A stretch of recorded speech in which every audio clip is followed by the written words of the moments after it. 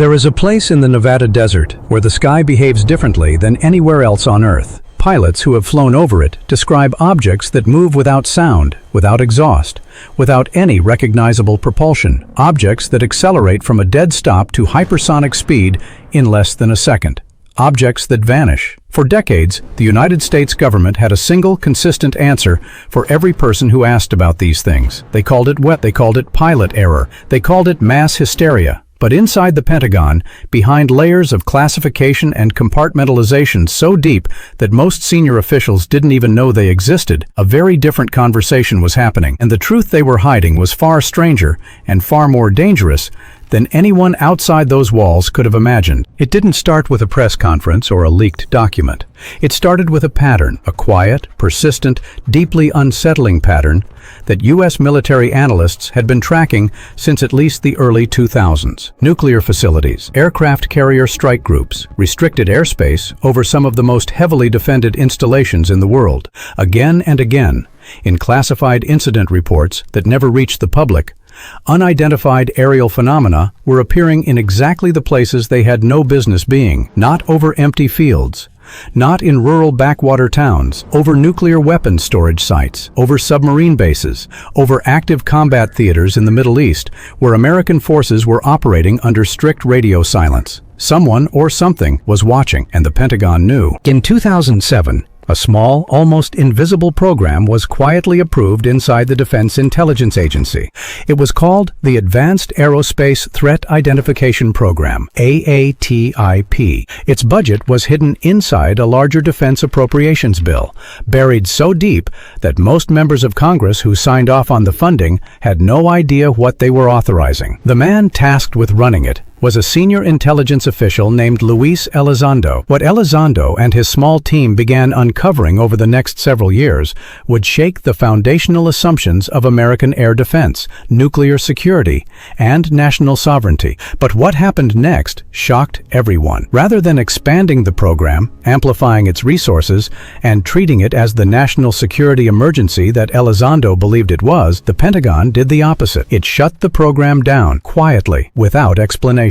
But the incidents didn't stop. They accelerated. In 2014 and 2015, Navy pilots flying F/A-18 Super Hornets off the USS Theodore Roosevelt began reporting almost daily encounters with objects unlike anything in any known aircraft inventory. These weren't fleeting glimpses. These were prolonged, documented, recorded encounters. The objects were captured on FLIR targeting systems. They were tracked on radar. Multiple trained military aviators, among the most credible observers on the planet, were filing formal reports describing craft that could hold position against 120-knot winds, drop from 80,000 feet to sea level in seconds, and then simply disappear beneath the ocean surface. One pilot, Commander David Fravor, described an object shaped like a white tic-tac, approximately 40 feet long, with no wings, no exhaust plume, no visible means of lift or propulsion. When he attempted to intercept it, the object reacted. It mirrored his movement, and then it vanished. When Fravor landed and reported what he had seen, he was told to keep it quiet. What was hidden from the public was the full scope of where these encounters were happening. Because the Roosevelt incidents, dramatic as they were not the most sensitive cases in the classified files. The most sensitive cases involved nuclear weapons. Declassified documents, whistleblower testimony, and investigative reporting have confirmed that unidentified objects had been observed and recorded in the immediate vicinity of nuclear warhead storage facilities, nuclear-armed submarines, and ICBM launch sites on multiple occasions across the 2000s and 2010s. In some cases, base security systems experienced unexplained failures during or immediately after the appearance of these objects. In others, personnel reported electronic interference affecting communications and monitoring equipment. Someone inside the defense establishment already knew the danger, but the decision, made at the highest levels, was containment, not investigation. Containment. The reasoning, as best as investigators and journalists have been able to reconstruct it, came down to two fears that paralyzed action. The first was embarrassment. The United States military, the most technologically advanced fighting force in human history, was being penetrated, observed, and in some cases apparently toyed with by craft it could not identify. could not intercept, and could not explain. Admitting that publicly was considered strategically catastrophic. The second fear was deeper and darker. If these objects were not adversarial foreign technology, if they were not Chinese drones or Russian experimental aircraft, then the alternative explanation carried implications so profound that even raising it inside official channels was career-ending. So the files were classified, the pilots were silenced, the program was defunded, and the incidents continued. When Luis Elizondo resigned from the Pentagon in October 2017, he did something that officials had not anticipated. He went public. His resignation letter, addressed directly to Secretary of Defense James Mattis, accused the Department of Defense of not giving the issue the serious attention it deserved,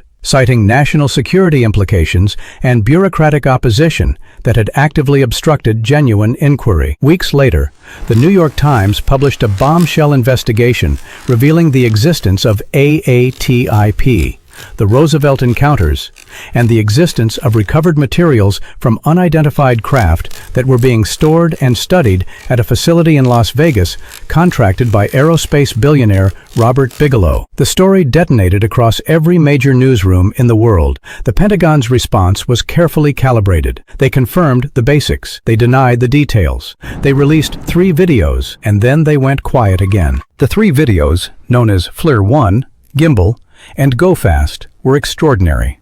They showed real objects, tracked by real military sensors, behaving in ways that violated known physics. But those 3 videos were not the full picture. Multiple sources within the intelligence community have since indicated that the declassified footage represents a fraction of what exists in classified archives. Footage showing objects entering the water. Footage showing objects operating in formation. Footage from nuclear facility perimeters that has never been released and, according to some accounts, may never be released under current classification frameworks. The truth was far darker than expected, because this wasn't just about curiosity or national pride or even scientific mystery. This was about whether the United States could defend its most sensitive and most dangerous assets. And the answer, buried in those classified files, appeared to be no. In 2021, Congress mandated the creation of the All-Domain Anomaly Resolution Office, AARO, and required the Pentagon and intelligence community to submit regular reports on UAP incidents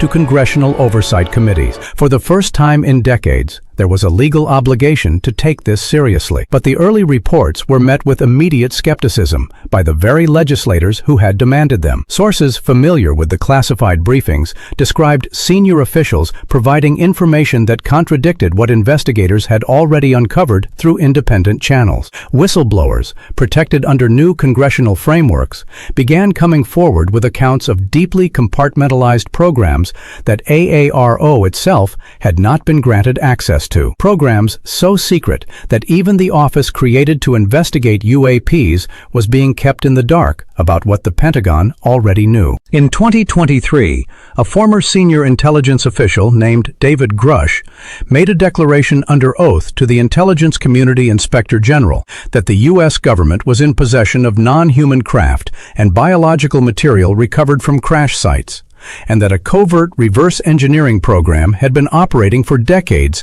outside of congressional oversight or constitutional accountability. The statement was not made by a fringe figure. Grush was a decorated combat veteran, a former member of the National Geospatial Intelligence Agency, and had served as a representative to the UAP task force. The Pentagon denied his claims, but they did not charge him with making false statements to a federal official. And in a town where every word is a weapon, that silence said more than any press release ever could, that the U.S. government was in possession of non-human craft and biological material recovered from crash sites, and that a covert reverse engineering program had been operating for decades outside of congressional oversight or constitutional accountability. The statement was not made by a fringe figure. Grush was a decorated combat veteran, a former member of the National Geospatial Intelligence Agency, and had served as a representative to the UAP task force. The Pentagon denied his claims, but they did not charge him with making false statements to a federal official.